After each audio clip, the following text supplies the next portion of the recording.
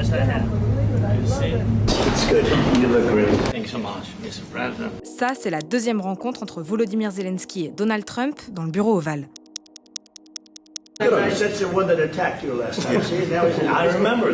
Bien loin de l'humiliation subie par le président ukrainien il y a 6 mois, au même endroit. Don't tell us what we're going to feel. I'm not telling you. Because you're in no position to dictate that. Remember this. Cette fois, Volodymyr Zelensky était accompagné d'une délégation de plusieurs dirigeants européens pour un sommet historique à 9, voire à 10.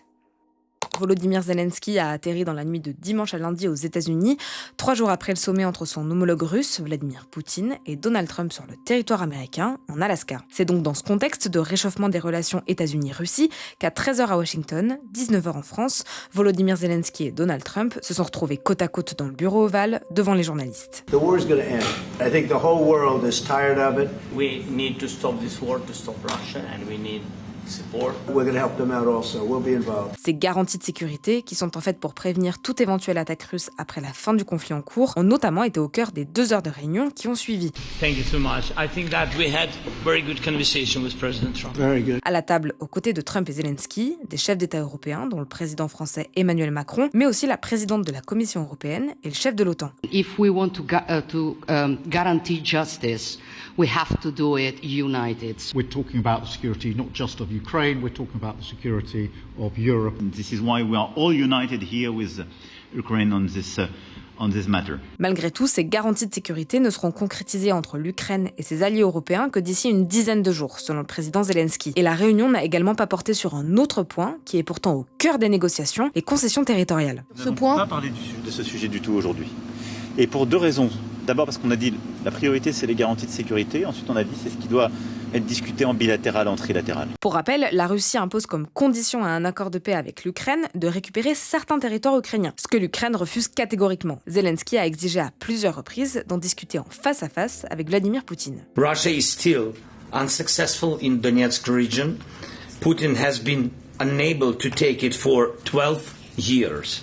And the constitution of Ukraine makes it impossible to give up territory or trade land. Vladimir Poutine a toujours refusé de rencontrer son homologue ukrainien, mais peut-être plus pour très longtemps, car autour de cette table, ils étaient 9, plus 1. Es hat eine Unterbrechung gegeben. In der Zeit hat der amerikanische Präsident mit dem russischen Präsidenten telefoniert und verabredet, dass es ein Treffen zwischen dem russischen Präsidenten und dem ukrainischen Präsidenten innerhalb der nächsten 2 Wochen. Pour le moment, cette potentielle rencontre n'a pas de date ni même de lieu officiel, d'autant que Vladimir Poutine est visé depuis 2023 par un mandat d'arrêt de la Cour pénale internationale pour soupçon de crimes de guerre. En gros, ça pourrait entraîner son arrestation s'il passe les frontières de certains pays, mais à préciser quand même que la CPI n'a aucun moyen d'obliger ces pays à arrêter bel et bien Vladimir Poutine. Ce sera un pays neutre qui sera et nous-mêmes nous le souhaitons. Et donc peut-être la Suisse, je plaide pour Genève, ou un autre pays. Il y a une autre condition qui n'est pour le moment pas remplie pour cette rencontre, c'est que l'Ukraine et ses alliés européens souhaitent qu'un cessez-le-feu soit mis en place en amont des négociations. I can't imagine that the next meeting would take place without a ceasefire. Mais pour Donald Trump, c'est pas nécessaire, et il a même affirmé avoir déjà commencé les préparatifs de cette rencontre entre Zelensky et Poutine.